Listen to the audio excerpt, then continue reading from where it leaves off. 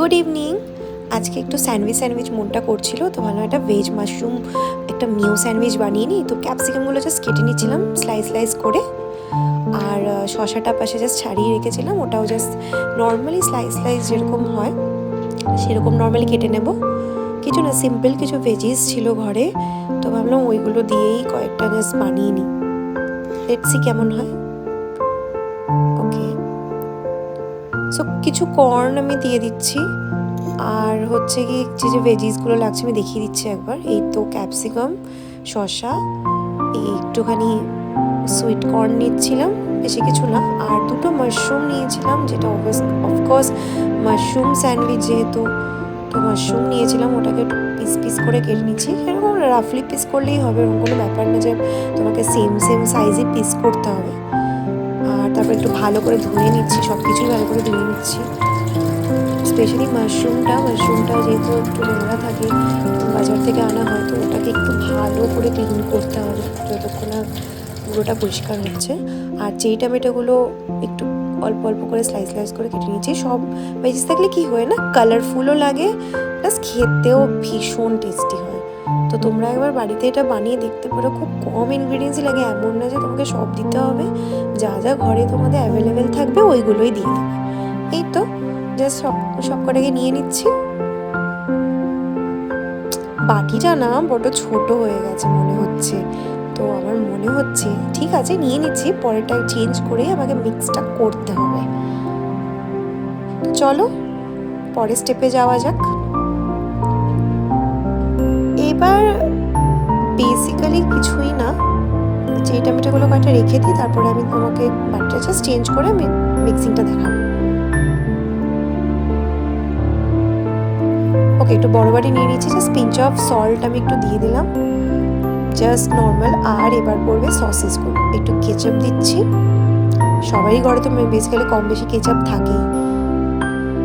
So আমার কাছে একটু লিকুইড চিজ ছিল, তো ভালো হয় এটাও একটু দিয়ে দিই, এটা একটু টেস্টটা ভালো হয়। আর কিছুই না, এটা তো সববার ঘরে থাকে এখন, সেটা হচ্ছে মায়োনিজ।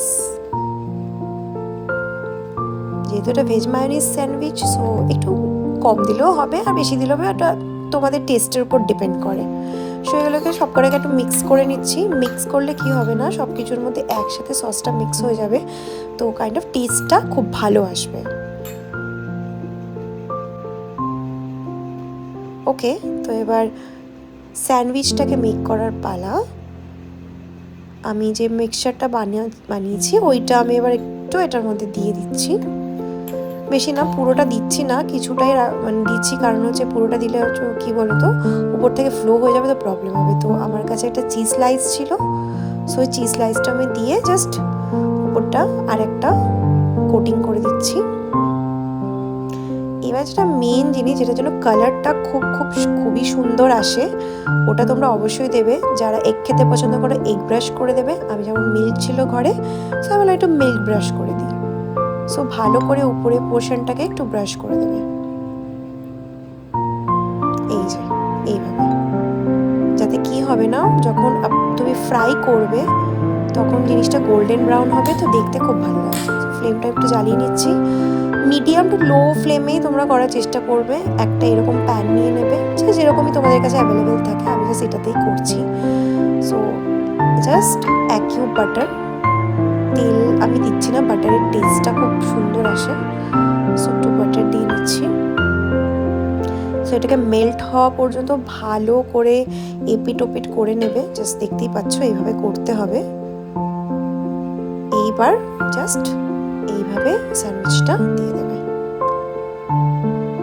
কিছুই না। এরপরে জাস্ট লো ফ্লেম করে দেবে নর্মালি, আর এপিট ওপিট যেরকম হয় স্যান্ডউইচ যেরকম বেক হয় মেক করে নেবে। এই যে আমার স্যান্ডউইচ পুরো রেডি।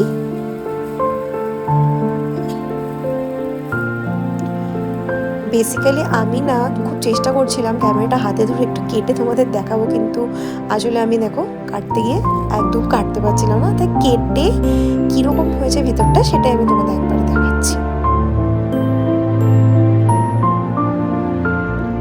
এই দেখো,